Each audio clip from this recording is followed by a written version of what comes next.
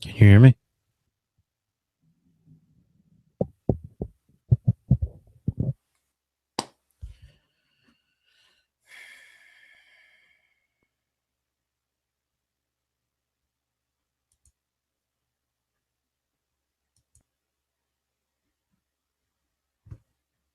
It all fucking works here.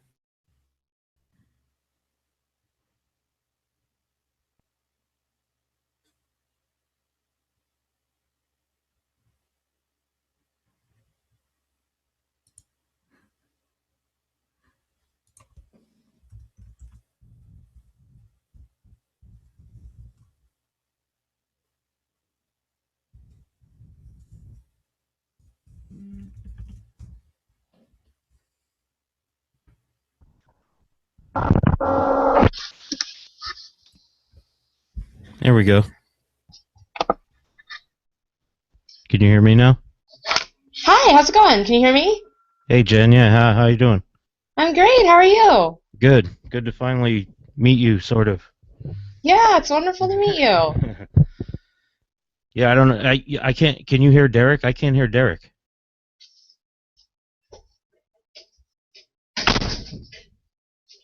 I can't hear Derrick either. Hold on.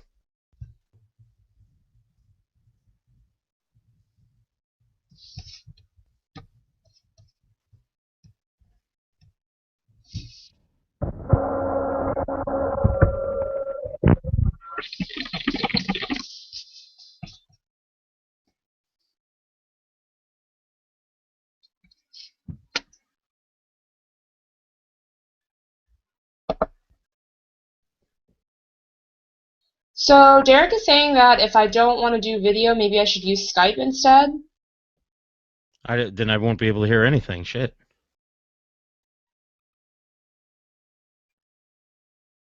I'm gonna have to get back on Skype myself, actually. Okay, let me try that. I have Skype. Okay, hold on a second. Let me see something.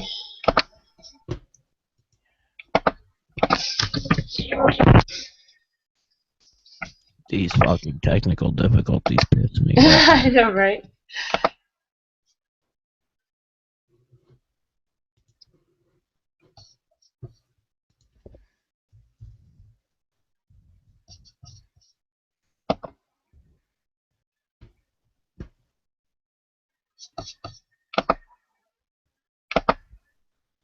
Alright, I'm trying to get on Skype. It's been a while since I've used this. Alright, hold on. Shit, what is my password? Fingers crossed.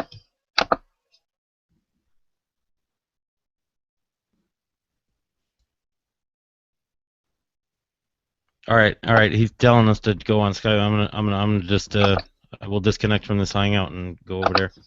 Okay, gotcha. Let me try that. All right.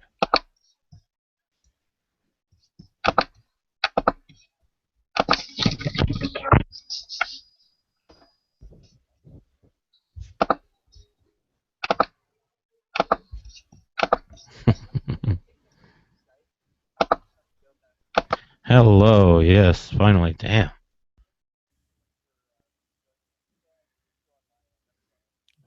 Oh, okay. Because I was going nuts. I'm thinking it's my end. I'm like, what the hell is going on here?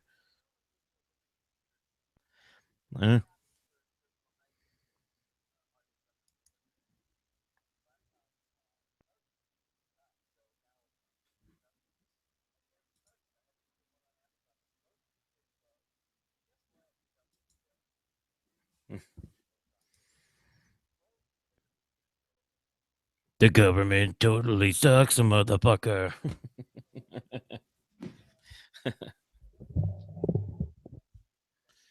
She's trying. She's trying to get hooked up on Skype too.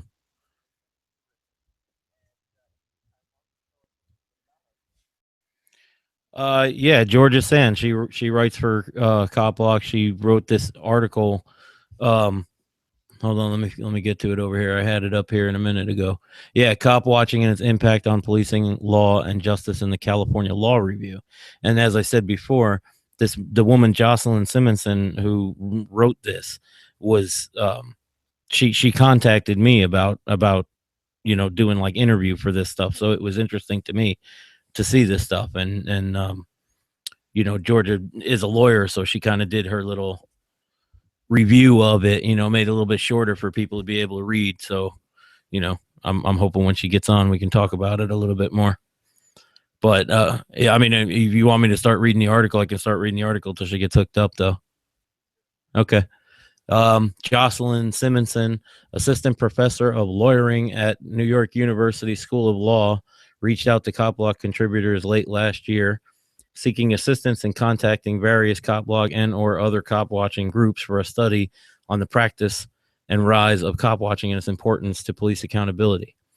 Ms. Simonson recently completed the draft of her article, which will be published in the California Law Review in early 2016.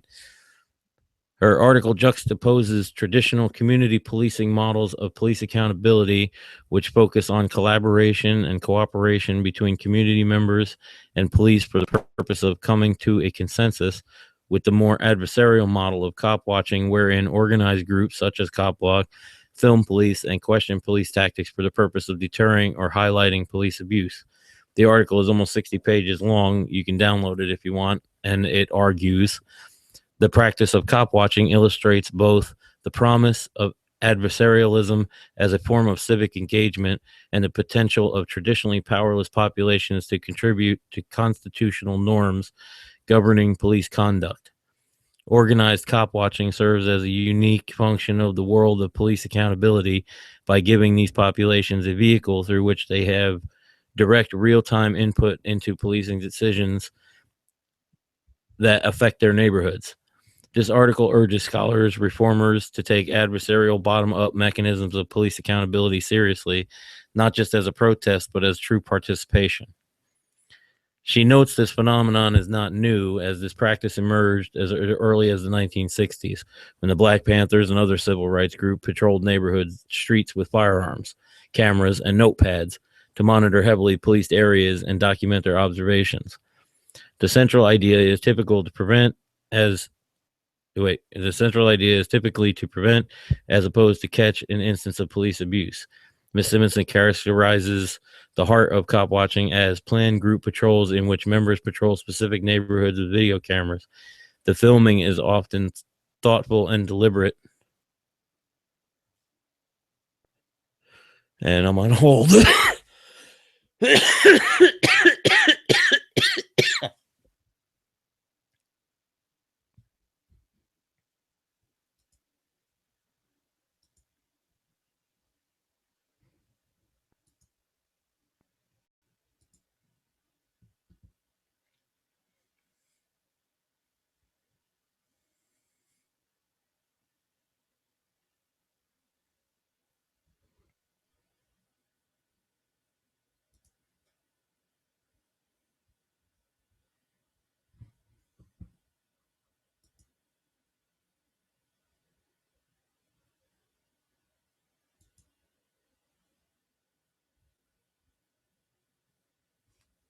I don't know what the hell that is. Hello?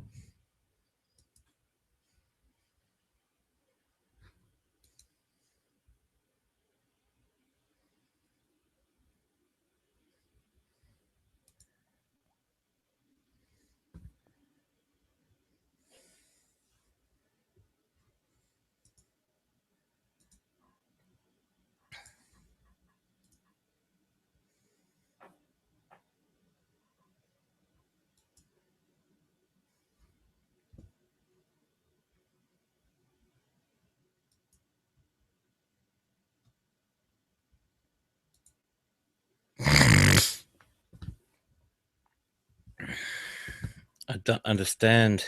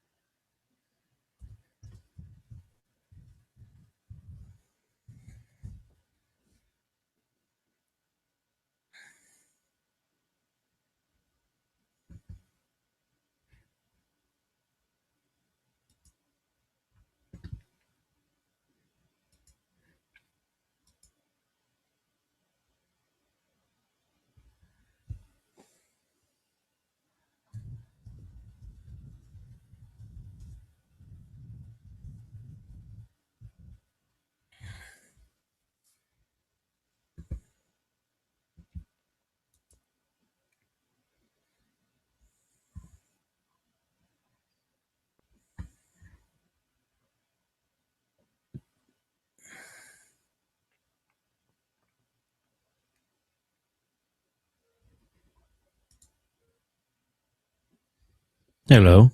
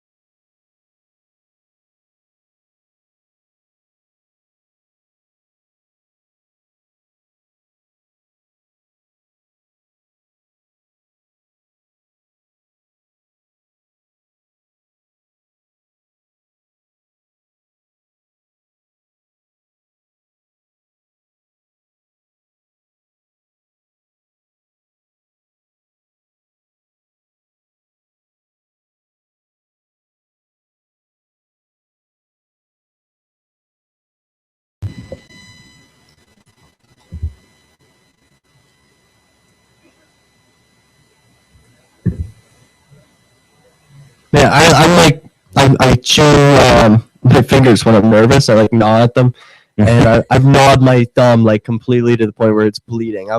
I'm like fucking stressed out. I need to smoke a bone or something because I am like I don't have a co-host, and I'm flying solo on a computer that's not mine, and I don't have any of the notes in front of me. So what the fuck do I do? It's telling me I'm not allowed to join this video call.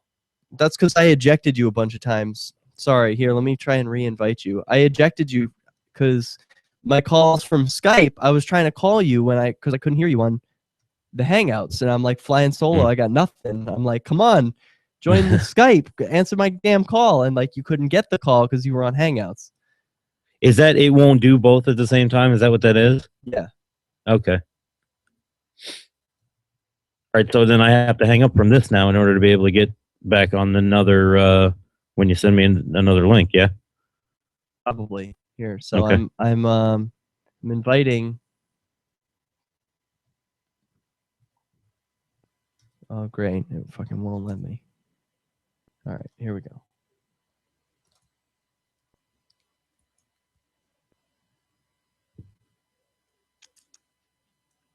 Okay, I re-invited you, so it should work now. Where is it? Where's the invite? It's the same link as before. Okay.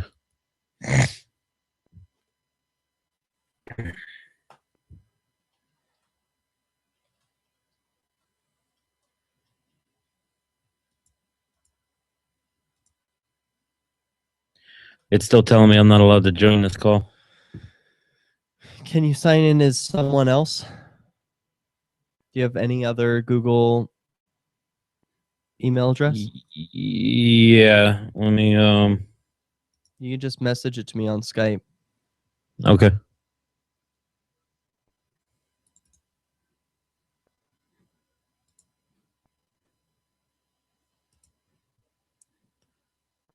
Oh, you son of a bitch.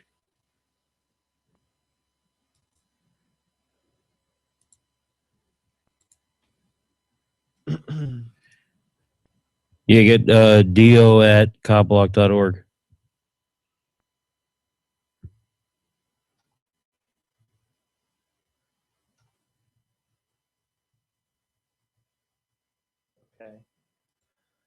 Okay, I just invited that. Now the same link, if you're signed in as DEO at CopBlock.org, should work for you.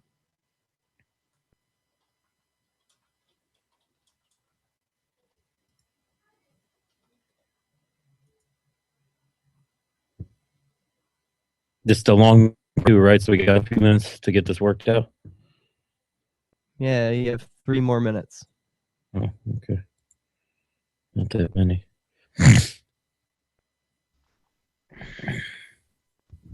Check. Okay. Hold on. Let me. I gotta get both. Okay, do it again. Do it again. Check. There we go.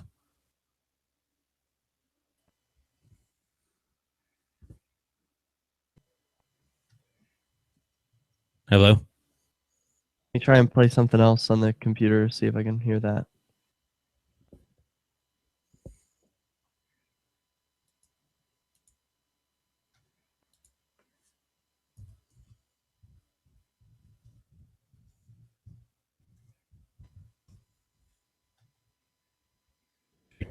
Check.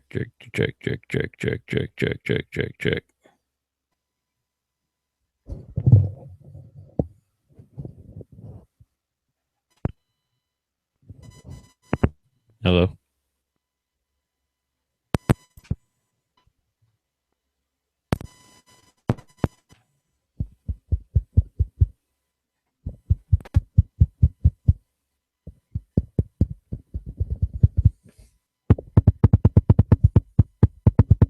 I'm not getting.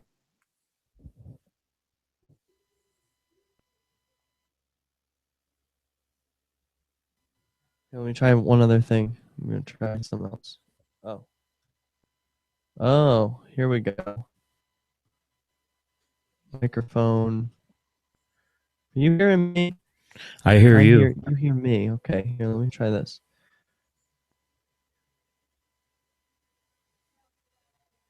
Hello. Check. I No, hear you. not hearing you. Hold on. Check. Say something. Yeah, I hear us Yeah. both. I gotcha. Okay. I gotcha. Okay. Fuck. George Sand is calling, but we've got a different guest scheduled for this segment. Can she come back after at 11:30? Let me ask her. Yeah, I think she can though. She was pretty flexible all through it. All right, cool. Because we've got this other guest. And your other guest is calling in through Skype, right? Yeah, I'm about to call her now. Okay. And we can't. We don't want to take a chance having another person can't- here. No, we don't want to do two guests at once. We're gonna give them each their time, and we have this person scheduled, so we're gonna do them on her time. Sure.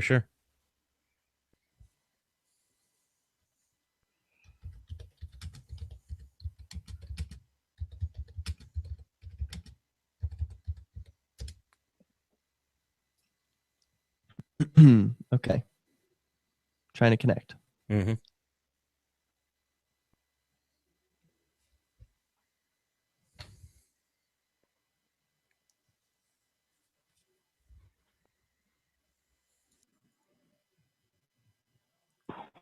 Hello. Hello. Hey, this is Derrick J.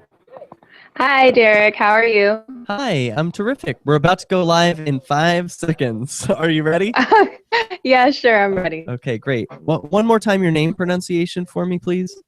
Tamah. Tamah. Okay, terrific. Thank you. No problem. Hey, welcome back, everybody. This is CopBlockRadio, and welcome to the top of the second hour here with you live at LRN.FM and also at copblock.org/show, where there is a chat room built into the webpage, as well as a webcam. You can see what's going on in the studio, and join us there.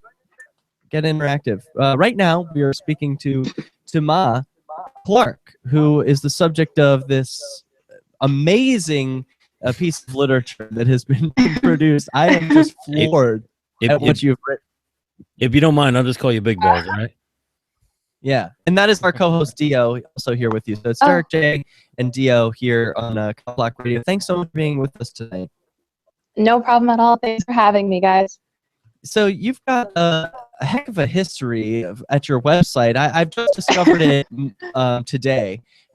You have been on my radar for about the past week since I saw a couple of friends I know at another show I do called Freedom Fiends. One of them is a lawyer, and he sent this to all of the Freedom Fiends and said, like, stop what you're doing and read this right now. He could not believe the way that you were speaking to the judge, and he's an anarchist, so he was, he was like, wow, yeah, I agree with everything this woman is saying, and her courage to say it in the way that she does is pretty amazing and unprecedented. I don't think he's ever seen anything like it. I know I certainly haven't. So I am just floored by your courage. What has inspired this? Can you give a little bit of backstory to, like, how did this start? Sure. Where did this come from?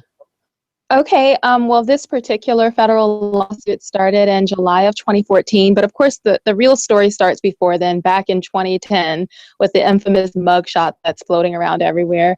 But anyhow, basically in this lawsuit, there's so much more to it than just that notice that everyone's talking about. That only represents about 1% of the totality of the proceedings.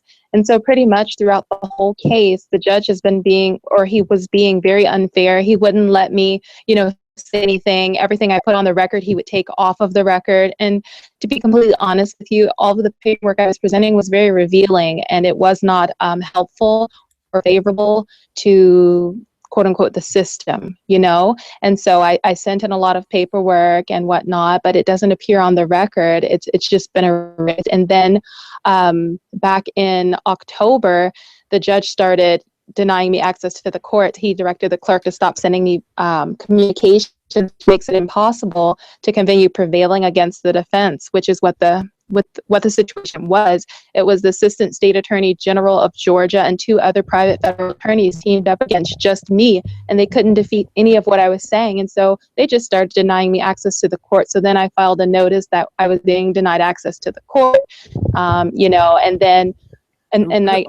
go ahead. Moment, yeah, pause there for a moment, if you will. I'm curious about you being denied access to the court. I personally am banned from the courthouse in my hometown of Keene, New Hampshire once upon a time for singing outside in the parking lot. The sheriffs didn't like that, apparently, and they banned me, but that was found unconstitutional. Is it something similar to you where they just said you're not allowed on this property? No, they didn't say I'm not allowed. He didn't officially issue any type of record. The way that I knew is because they just stopped corresponding with me. At first I was receiving, all of the motions and things like that from the defendants, and then all of a sudden I didn't hear anything from them and they weren't responding. And after I filed that notice that I was being denied access, then several months later, here we are, and I get an order from the judge and a judgment saying that the case has been dismissed because no opposition was raised to the defendants, which is a complete lie. We had been fighting, very intensely, hundreds of pages fighting, over the matter. They denied me access to the court and then issued a judgment that since I didn't oppose. How did you educate yourself this way? I mean, I was confused just reading through the legalese, and I've been to court more times than most people. I can read a legal document and make sense of it, but yours were just like professionally written. Did you have some help here? I mean, how did you educate yourself about this stuff? I wouldn't know thing one about this. I'd have just been thank you, don't contact me again, and I'm good. Wait, what? What, DEO? I said I would have been like, thank you, don't contact me ever again. Don't send your agents to be giving me tickets and shit like that, because I'm not coming to court. You said you don't have to anymore. Yeah, I view like these things as like magic spells, and you have to learn you have to read through their books of magic spells and use them against them. Like, you seem to have done that very well, and I'm just wondering how you were able to achieve that. I worked completely by myself, to be honest with you. I do have a background, like a higher education background or whatever. I went to college and things, and I triple majored in Spanish, French, and international studies. And my intent was to become a lawyer until I saw how things really work. Like, I was one of those naive people who wanted to help people, not really understanding that that's not the way things always work. And so once I realized that, it wasn't like that, then I didn't want to be a part of it anymore. And so what I'm saying is I educated myself. I studied on my own. I just went back in history and just read everything. I was reading everything: congressional records, Supreme Court cases, legal dictionaries. I mean, you name it, anything that's relevant.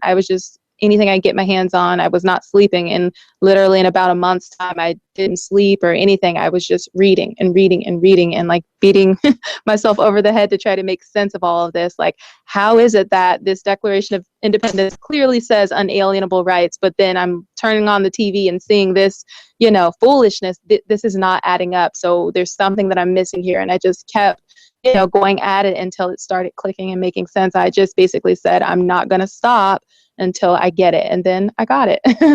What's your relationship like with the police in your town? They don't bother me. They don't bother me at all. And sometimes I'll see them when I'm out, like at, Chick-fil-A or something, or, somewhere. And they're really nice. They're very helpful. They like try to play with my child and stuff, which is a little weird, but, I don't hate anyone, but they're very nice to me. They're very respectful toward me. And even the court in this situation, what people need to understand is there's a reason why, all of this has happened, but the court hasn't even tried to do or say anything to me. Maybe because they can't do or say anything legally. And that's what was revealed in the case. So, yeah. So, like, what's your end game here? What do you want to get out of all this? It started out about my family. That's how it started out. But over the course of studying all this and realizing just how heinous and deep-rooted this whole thing is, now it's not about just us anymore. It's about everybody. It's about this stuff is messed up, and what they're doing is really, it's not okay. So it's about, speaking out for everyone's human rights. Everyone who's a human should have access to those human rights. Enough of the foolishness, enough of the lies, enough of the tricks and games and all of that. Like, start treating people like people. Can you help me understand what I was reading when it says it's a complaint and you're the plaintiff? I'm used to reading documents where I'm the defendant. How did you get to be the plaintiff? Oh, it wasn't easy. There were actually 2 federal lawsuits filed almost simultaneously. There was this one, and then there was a federal habeas corpus that no one kind of really knows about. But I had to fight like HELL to get in the courts. You can they were curse on sending. this program. That's okay. We're after hours. Oh yeah, this is CopBlockRadio. Well, I had to really fight to get in court. They were sending my paperwork back to me saying, oh, the filing fee is incorrect, or, oh, it's the wrong venue, all kinds of stuff. And I wrote them letters, certified letters to the judge, to the clerk, everyone, like, you're not going to fool me. You better hurry up and file this paperwork, type of thing, where I get upset. Because they tried everything to keep it out of the court. That's what people don't understand. And then once I finally got in the court, they thought that they were going to be able to beat me out of the court in terms of, facts of law, and they weren't able to. So then they just started denying me access, and then they just, threw the whole thing out and said it was nonsensical. After, mind you, having spent months of time fighting me and a lot of money. And if it was nonsensical or whatever they're trying to claim now, then why even give it the time of day, I don't know what I would give to be a fly on the wall in your courtroom. It must be amazing. I hope we can get some cop blockers in there with video cameras for your next trial or hearing or whatever you've got. Hey, we got to take a quick break, step away for a moment, and take a trip to the free market.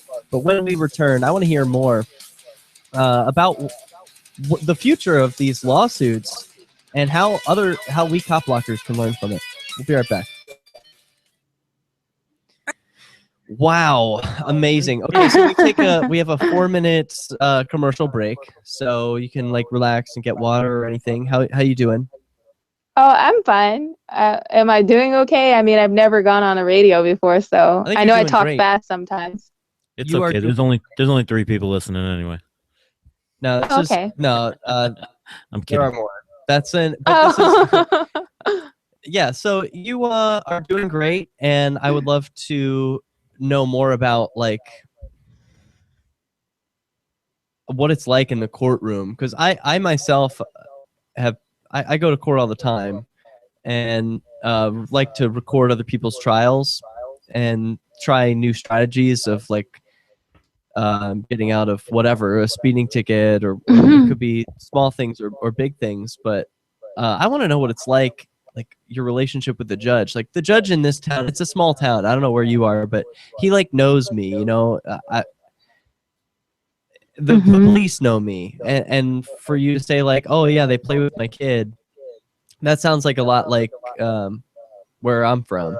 But in the cities, where I'm originally from, Philadelphia, the police, you see them once and you'll never see them again. So the relationship is very different.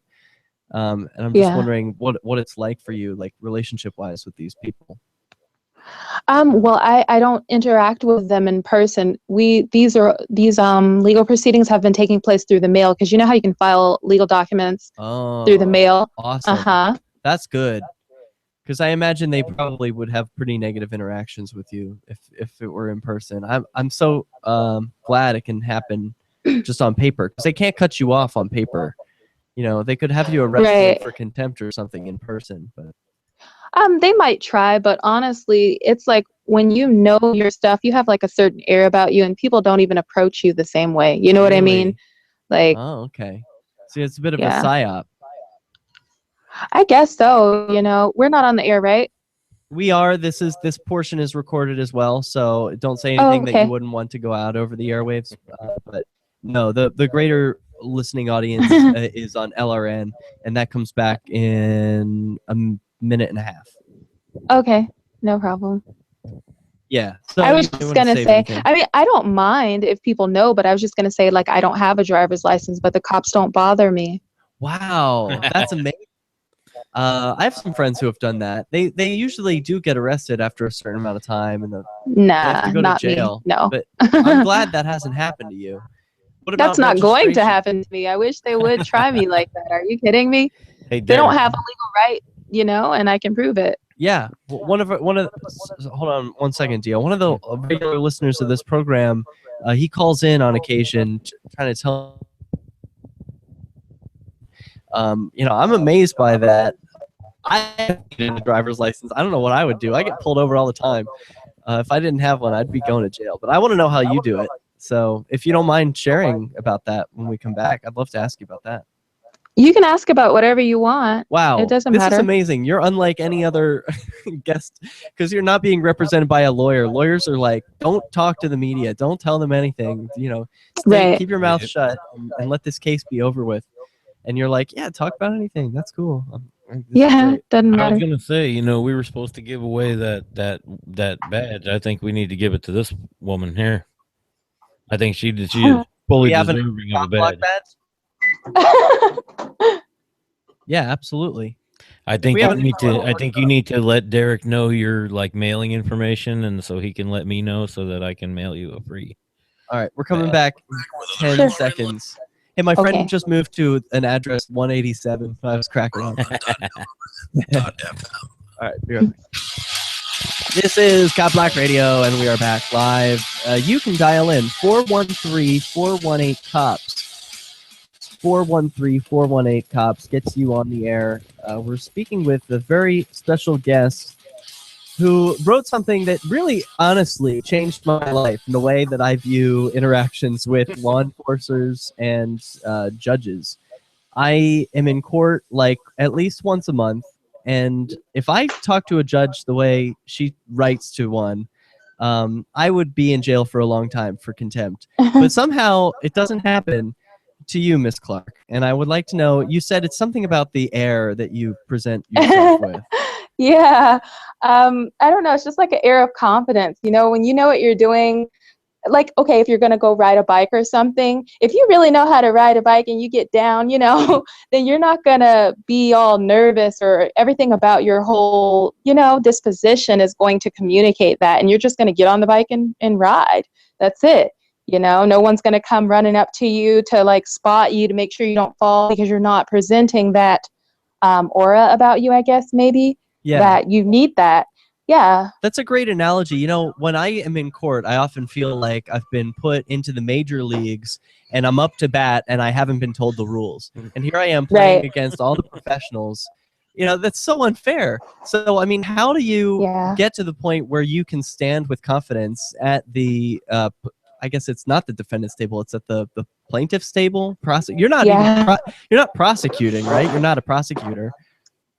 I am prosecuting in the sense that whenever you're bringing charges against someone, then you're trying to prosecute them. But I'm not a prosecutor in the sense that I'm not a state official, attorney general, or a district attorney bringing criminal charges against someone. No, but I am prosecuting a case. Yeah. Or I was prosecuting that case. Yep. Yeah. It's like plaintiff defendant type deal. Yes. Right. So what are their charges? A lot of human rights violations, and the original complaint, which is going to be the paperwork that initiated the proceedings in the first place, is, I believe it's 38 pages, so it's extensive. So for me to sit here and try to list everything individually, it would be absurd. Right. But it's just a compilation of human rights violations. That's all. Yeah. Well, so I'm curious. I was reading about some of your claims about the Universal Declaration of Human Rights and all that. And I'm like, yeah, the government, they never follow their own rules. I mean, are you really surprised? Do you believe that they are going to follow their own rules? Honestly, do I believe the government follows their own rules? Yes, I do. I believe that people don't. Wait, no, let me finish. I believe they follow their rules. What I believe is that people don't understand the rules. I believe that they present the rules very misleadingly or whatever. This is purpose.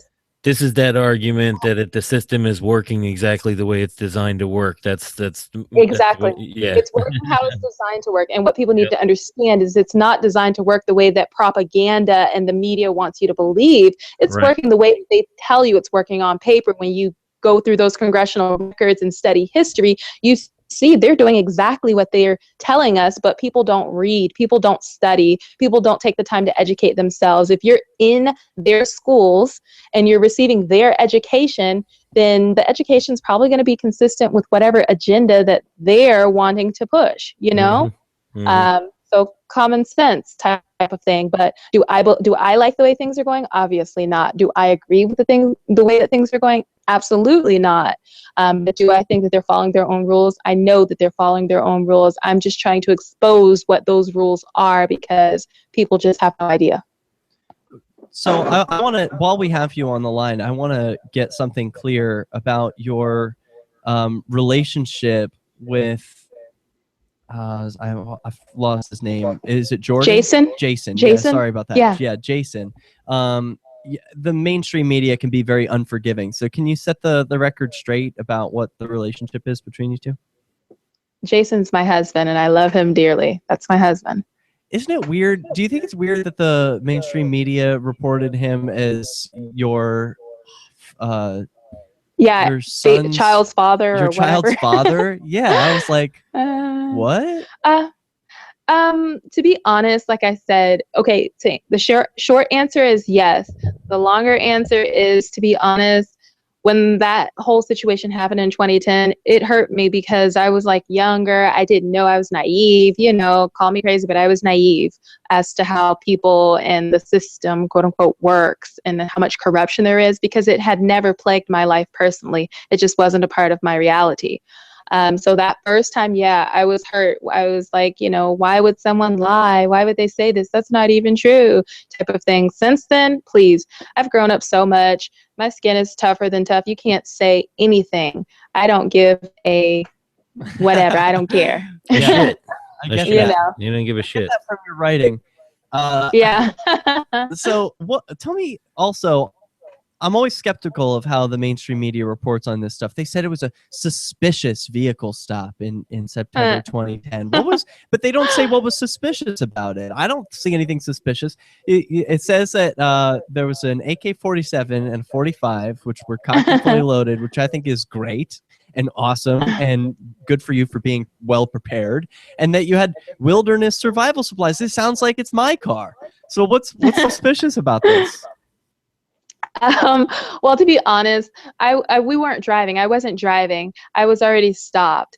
I had just come from the McDonald's, which was like up the street from where I had pulled over because I was tired. So no one stopped me. It was more like I was already stopped. And a female officer, she's like, I don't know, short red hair or whatever. And she comes and she says something about, is that weed I smell or something? You don't have any weed on you. Right. And I'm like, no. And I was naive. Cheeseburger, moron.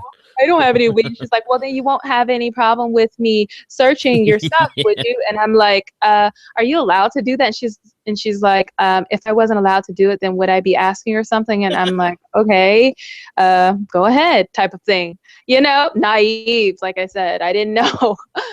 So yeah, it just started there and went on downhill from there. I have to ask you, because I can hardly believe I'm actually speaking with you. Did you actually write the words, just for the record, you are a hoe, this court is a hoe, and I will backhand you both should you continue to waste my time? Yeah. That's amazing. Where can people learn more about you? You have a website, right? Yeah, I'm working on it. It's not like all that, but it's TamahJadaClark.com. TamahJadaClark.com. Yeah. All right, and that's where I am right now. That's actually where I got some of these documents I was reading from.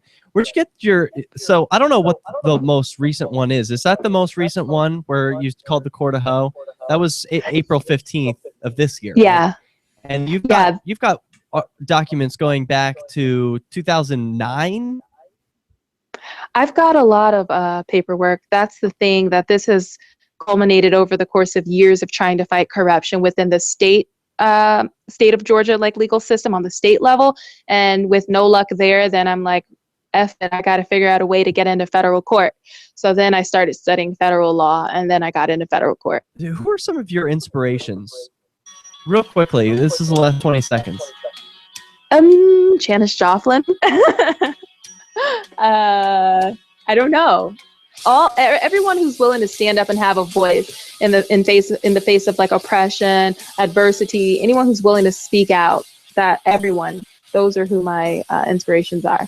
Amen. Amen. TamahJadaClark.com. We'll have the link at CopBlock.org. This is CopBlock Radio. Why did Yeah. Wow, that was awesome. Thank you so much for being on with us tonight. I am honored that you would grace us with your company. Ditto. No problem. Thank you for having me again. My pleasure. And I'll be in contact. I'll send you a link to this episode via Facebook. Sounds great. I'll post it up on my wall. Thank you so much. Don't forget to get her address so we can send her badge. Oh yeah. And I'll be in touch via sending you a Cop Block badge. Okay, you have sounds definitely good, guys. earned it. Good night. Wow, she Yeah. was so awesome. Holy cow! I'd say she earned the badge. I think even Straight Razor would understand. I can't believe how cool that was. Like, I'm still just reeling. What do you think? You think even Straight Razor would understand, right? Straight Racer, the cop. Yeah, he was the one who we were supposed to give the badge to initially, but We're supposed to give Straight Razor a badge, and we're giving it away to. I have to because I don't have authorization to give away a second one, but she definitely deserves it. All right, so we're supposed to connect with George Stan now. Are Yeah. we? Yeah. No, I think she's gonna go. She's saying she's gonna wait till next week, so we're gonna try to get the hands up, don't shoot guys. What you need is email, right? Yes. Okay. You can send that over Facebook. Also, we have Yeah. Nathan who wanted to call in. I'll try and get connected with him. All right. A truly free market, making it just a freer, great place to live. It's the world's largest all-interest libertarian community, and Hey. it's only getting... Nathan? Hey. You there? You cut off the guy who was talking about how the Free State Project is all about life, liberty, and property. Yeah, screw him. I'm not in that ad. Fuck that ad. Oh, really? Yeah, I guess you're right. I'm in every other ad. I'm on everything else on LRN. It has to be all Derrick J all the time. It's not so bad. People in that one ad are not even in New Hampshire, like the one where Allie talks about it being a peaceful, loving, positive place. Yeah, everyone in that ad is not here. I think there's one person. Who, Oh, I mean, Allie is still there, I suppose. Nope. But oh, really? Oh, nope. She moved back. Maybe it's time to take the ad down. Yeah, seriously.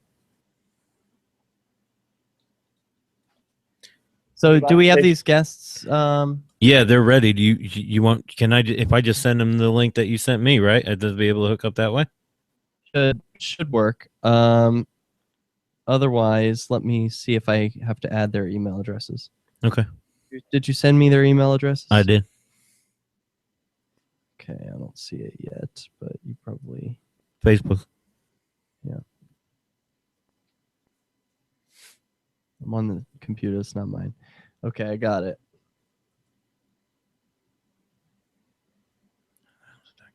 Coming back in 30 seconds. Okay. Nathan, are you ready? Okay, great. Just in case we don't have our guests, we'll try and connect with them while we're talking to you. Okay. Invited. So they have been invited. So that link that I sent you, DEO, should work for them. Okay.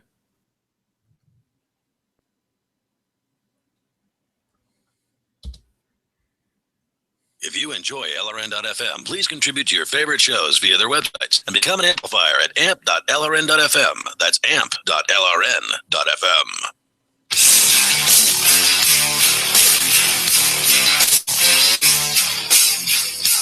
Welcome back to CopBlockRadio. You can take control. 413-418-COPS. Do you have some questions about what Tamah was saying about how she can take the courts to court?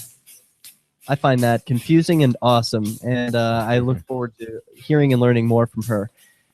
Right now, we have a special caller on the Skype line. You can also Skype in at CopBlockRadio and join us at copblock.org/show. I want to take this moment to remind listeners that you can get your own CopBlock gear, like the copblock.org badge at copblock.org/store. And we get our next guests ready. Nathan, you had a question or comment that you'd like to share with the audience. Go ahead. Yeah, I briefly wanted to touch on the spanking issue that came up in the previous hour. So there are studies about it, and I'm not really going to get into those, like the empirical, the empirical side of it. There's lots of people who do that. I'm just going to talk about sort of my kind of logical arguments that I have about it. But people who are interested in that can go to YouTube and type in "Bomb in the Brain." It's a small web series that talks about facts and statistics related to spanking. So any viewers who are interested, listeners who are interested in that can do that. I wasn't here in the very, very final segment. Did you and DEO talk about that issue further? No, we were joined by a very special guest who blew me away. Derrick's just going to spank me later. But that's consensual. Yes, absolutely. So I've sort of not had a strong opinion about this for most of my life. I've witnessed people who spanked, and I've seen people who don't spank, and it's hard to really draw conclusions a lot of the time based on that. There's kind of this attitude out there that if people want to do something, if people have a particular parenting style, then that's okay. If they want to spank, that's fine. If they want to lock their kids in the shed, that's fine. That might be taking a little extreme, but that's kind of the general idea, that parents should be able to do what they want to their children. And the thing about spanking is, or the question to me is, what is the effect of spanking that is going to happen when you do it to your kids? What's going to be the result when they grow up, when you, as a parent, undertake that kind of disciplinary action? And I kind of have two thoughts about it. And so the first thought is what you said, Derrick. When you're spanking them, you're not really telling them right or wrong. You're telling them that you need to do this because I'm bigger than you. And, like you said, a lot of parents stop spanking when the kids get to be about their height or their strength. So, and then the other part of it is, I think a lot of parents have this problem where they're not giving their kid attention, and kids, they really like attention. So I think what happens a lot of the time is, if parents are not giving their kids attention, then they'll act out and scream and run around and do whatever, and then the parent ends up spanking them to enforce compliance or to behave or stop running around, when what the kid really wanted is just some kind of attention. So wow, those are the two thoughts that I had about the topic. Well, let me just say that I'm watching my neighbor raise his kid right now, and the kid is out of control because they choose to not spank the kid. Okay, he's he walks up and punches his father right in the balls, just out of happenstance, just to say, "Hey, Pop, how you doing?" Bang. That would piss me off. I'm sorry. I would have to beat a kid's ass at that point. If it got to be that bad, I would have to beat a kid's ass at that point. Well, so yeah. I think what Derrick's getting at is, how does the father act? Is he the kind of guy who punches people in the balls? No, or? they are very calm. They do not spank the child. They try to make it, hey, Colin, calm down. It's time for the timeout, and then it's like, just whacking motherfucker once. Yeah, and I appreciate your position, even though I disagree with it, because you're kind of seeing this example where they're not spanking and the results are bad. So it might be easy to conclude from that the kid is walking around right now thinking that the world owes him a living, right? That he can do no wrong, that there's no consequences for his actions. Sorry, how old is he? Like 7 and 8, something like that. Okay. So the example that prompted all this discussion was an adult, which I don't think is a very productive thing to discuss, since by the time you're an adult, all parenting is done with, and there's nothing you can really change about it. So I think the conversation is more relevant for your neighbor, since he's still at a point where his decisions matter. And I think it's relevant to the CopBlockers who watched the video of this woman beating on her son and cheered. I know a lot of cop blockers watched that and had very different reactions about it. And anyway, I think it's interesting, and I think it's also a perfect segue for our next guests. DEO, will you introduce them, please? And Nathan, feel free to stay on the line. Yeah, absolutely. We got Rafi, Jason, Ansari here, and I'm not sure who the other guys' names are, so you're going to have to help me out there, Jay. Hi, it's nice to meet you, brothers. This is the man Chris Golden who put the project together originally, and this is my man Patrick Younger, also from our crew, the Skeleton Crew, who filmed and directed the entire video. Cool. What's up? How's it going, man? Awesome, man. Meet you guys. Thanks for having us on. Yes, thank you.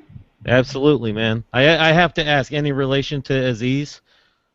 Aziz?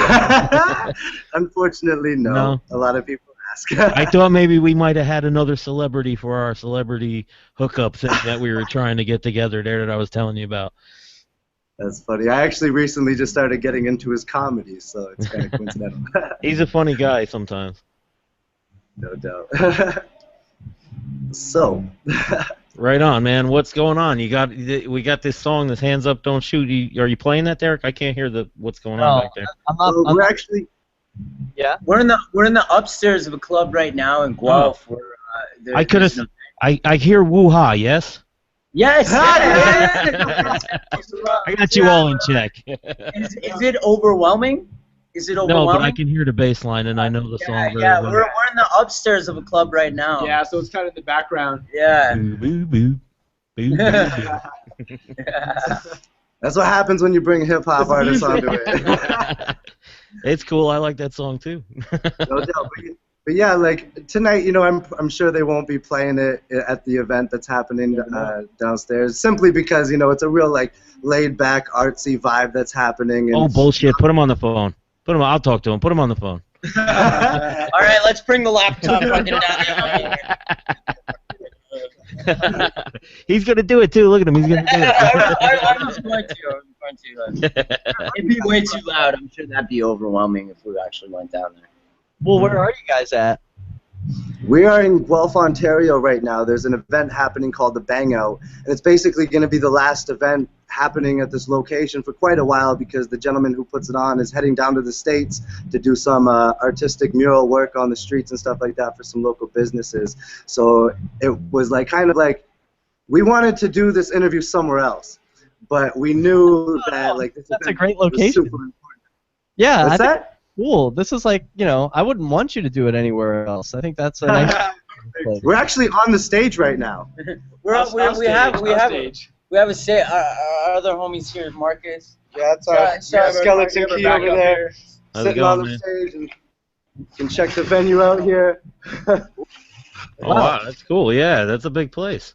So what does this mean for the future of you guys? You have other venues, presumably, in this location in Ontario. I'm sure there are many. Oh yeah, there's a ton of venues that are really helping out the hip-hop artists around here. And generally, the hip-hop scene has been growing drastically in the past few years, whereas 10 years there it was pretty much non-existent, But it is really an untapped resource here in Canada. That there's a lot of talent in Canada. That it is a very untapped resource, and it's a very unfunded resource. That everything from our film to our writing to our music to everything is a very underfunded project. That if we were given the same budget as Hollywood or something like that, we could do some stuff. You know what I mean? There's a lot of untapped resources in Canada, and I want to ask you about Baltimore when we come back. This is CopBlockRadio. Yeah, definitely. Thank you. Yeah, rock on. Thank you so much, guys. I think I've got your song queued up, so we've got a 4-minute break right now. Are you able to hang through with us? Yeah, definitely. definitely. We're just chilling. This is awesome for us. Yeah, it's a good thank night. you so much. Yeah, no sweat, man. Again, thank you for coming on too. That's like I said, we're trying to reach out to celebrities. I think you guys are the next in line. So this is the most celebrity we've ever been. We'll get you hooked up. You'll be touring with fucking Bulletproof and Tech 9 and shit. Yo, and we'll be rocking CopBlock shirts all the way, bro. Yeah, man, we'll rock that ourselves. We're still waiting on the mail. Canada Post isn't so great.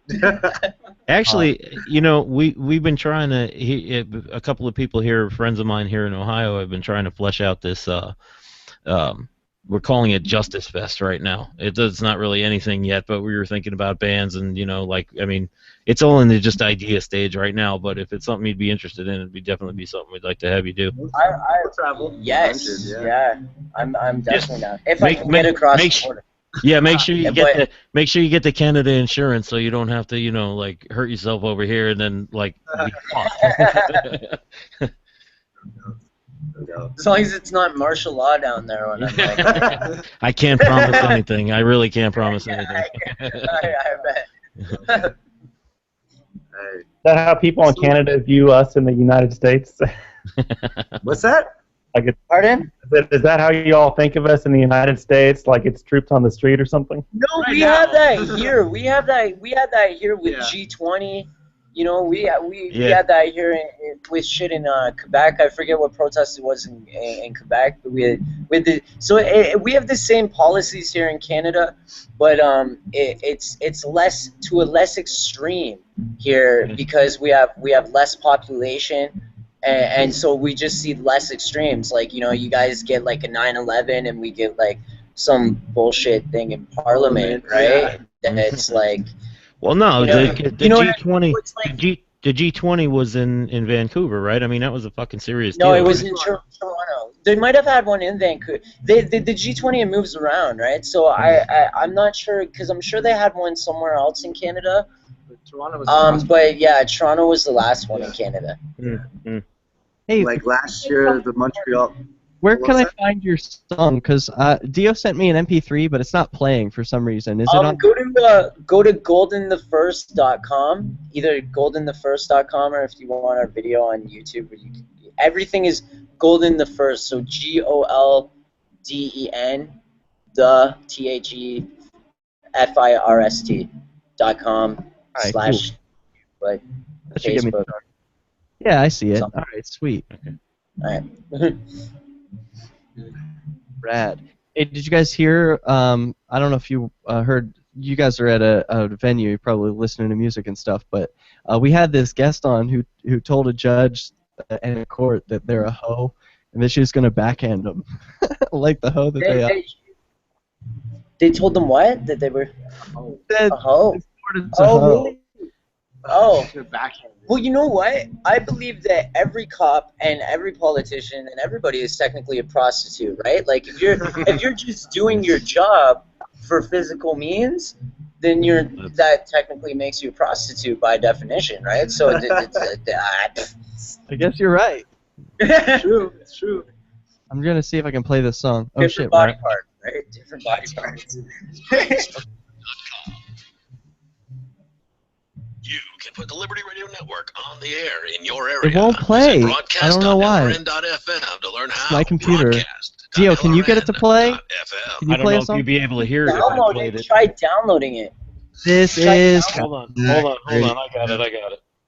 Dial in 413-418-COPS if you've been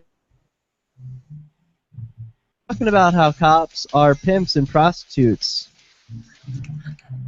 I mean, I don't know. I guess we're talking with special guests. You can Google, what is it? GoldenTheFirst.com. First. I'm sure they have some links too that they want to toss out there if they. Yeah. What are us you out. doing? If you know. Yeah, the Skeleton Crew, myself, this gentleman here, Patrick, and two other gentlemen that are actually upstairs right now, jamming out. Because he was third on this song too. He couldn't make it tonight. He was in Toronto, but yeah, shout out to Mike Guts. The only other As member well. that's not present right now of this project. Yes. And you were So just. you can actually find the new Skeleton. Oh, sorry. Go on. What's that? Oh, I was saying you can find the new Skeleton Crew album at Skeleton Crew with a K. Crew with a K, skeletoncrew.bandcamp.com, and there's the full playlist there of all 16 tracks. Yeah, we just make conscious hip hop, you know. Yeah, we're just trying to make something. I can try Say to. that again? I can try to play this. I'm gonna try to play this way. See if this works. See if this comes through good enough. All My right. God, are you playing? I love this. Are you playing this through your phone, through your microphone? I'm gonna try to do that. Hold on. A whole new level.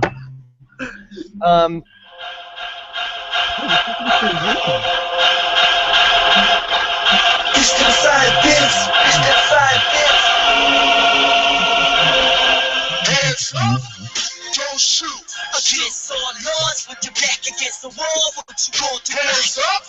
Don't shoot. See the martial law, y'all will treat them that all. Guess it's on you. Hands up. Don't shoot. They never get along. This all calm till they pull it on you. Hands up. Don't shoot. Shoot. Hands up. Hands up. Hands up. Hands up. This is one for Mike Graham, two for Sammy and team. Three for Eric Garner when they choke the air when they scream. Got me having night terrors, the American dream. With all these pics around me, no wonder that I can't breathe. Four for the victims that ain't make it on TV. Five power fists to the revolution for my people. Oh, saying no justice, no peace. One big middle finger saying fuck the police. Got me worried about the day when nothing bullets might stick in. But I ain't wear a vest, I just wear my white privilege. Some things haven't been addressed. Let's get right in them. Dead people ain't been oppressed. Look at the prison system. Mainly blacks caged in with natives on the block. Police spray sick with cases. I call it culture shock. The low with the wages, stats raised, and more they shot. Quality of everything down. Only hands up. Don't shoot. Against all laws, with your back against the wall. What you gon' do? Hands up.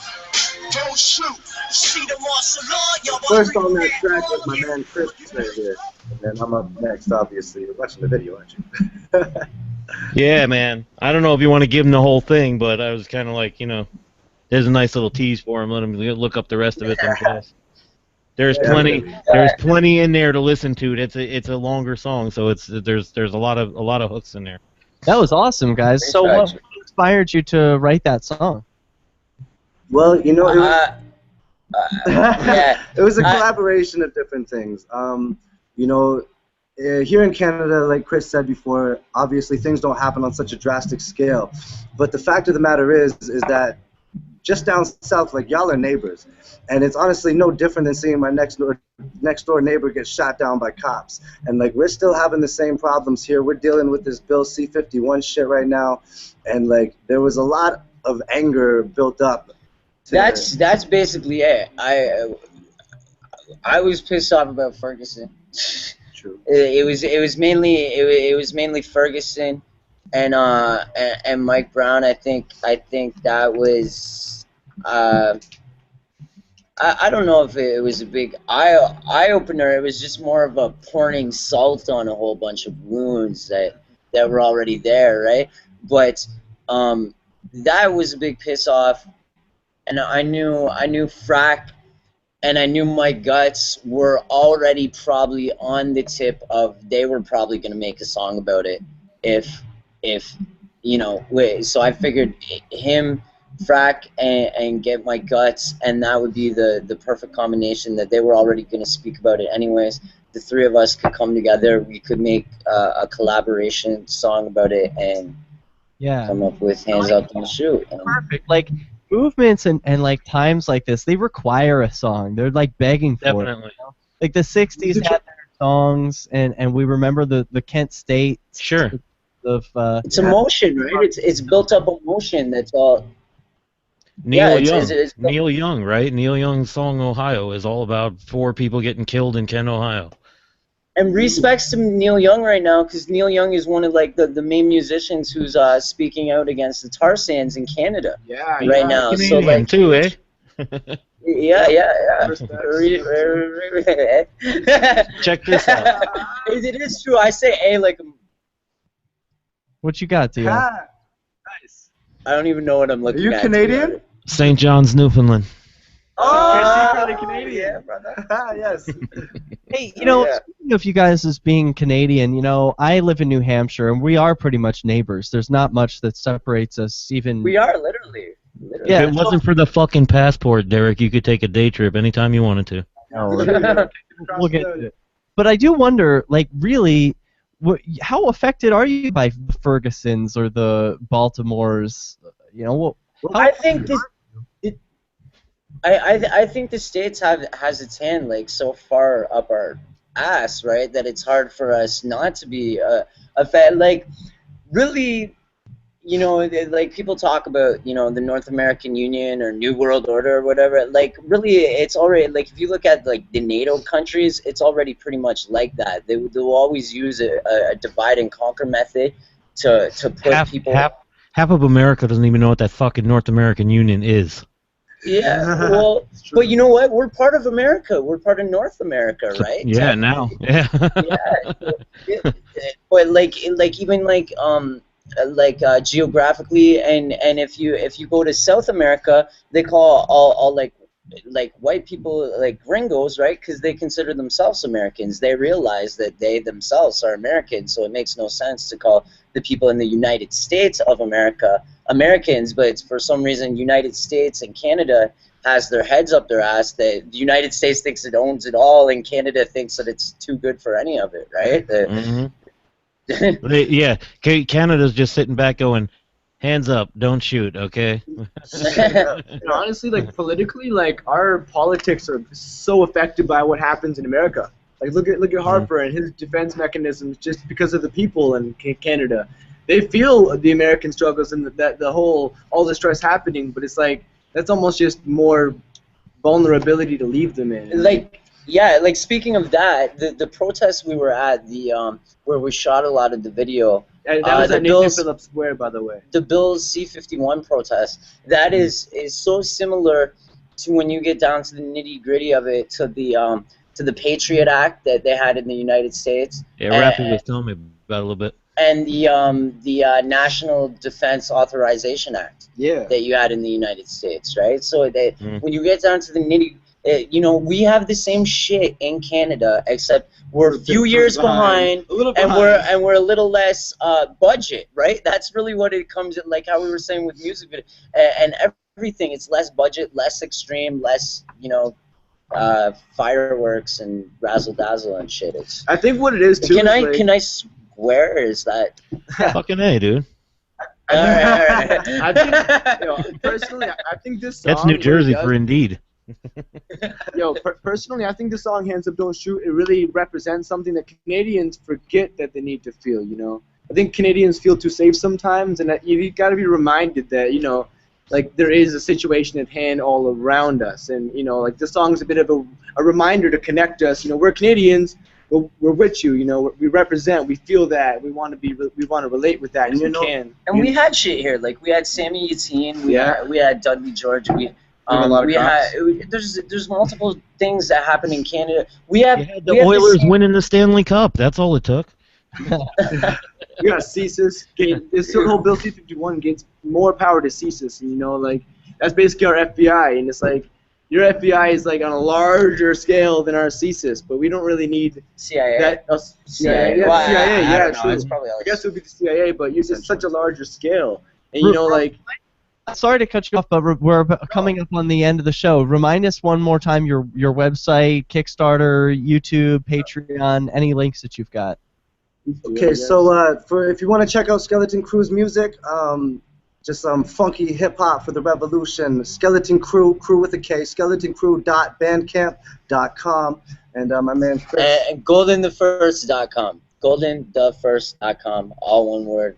Skeleton Crew. Thank you so much for having us. Yeah. Good night. Seven Pillar Productions. You guys have to check it. Peace, and thank you so much to CopBlock. I share your guys' stuff all the time, and huge supporters over here. We're huge supporters. CopBlockRadio. Right on. Yes. Yeah. All right. Thank you, guys. I appreciate you so much. Thanks for being on. Yo, cool. Thank you. Thank you. We'll make sure to put a link to Skeleton Crew and Golden the First when this episode airs. So thank you so much. Well, it airs live, but we'll put it in the show notes. Awesome. Thank you so much. Good, man. Thank you. Appreciate it. Cheers, guys. So much. Good luck. Thank you. And Nathan, you remain on the line. You said that you would like to do a quick 5-minute post show wrapping up the topic of spanking. Are you open to that, DEO? Sure, man. If you want to go ahead, go ahead. Okay, Nathan, go ahead. Let's hear it. Let's hear it. Don't make me have to spank you now. Let's go. Yeah, Jesus, Nathan, come on. Where'd you go? I didn't mute anything. Nathan in Texas going once. Nathan in Texas going twice. Well, we're gonna have to end the. Oh well. He was there, but anyway, we'll do this again next week. We may continue the issue of spanking. Black issue, but it was interesting for the moment. Tomorrow, catch Flaming Freedom, where we'll be talking about gay sex and anarchy. FlamingFreedom.com. Good night, y'all. Good night.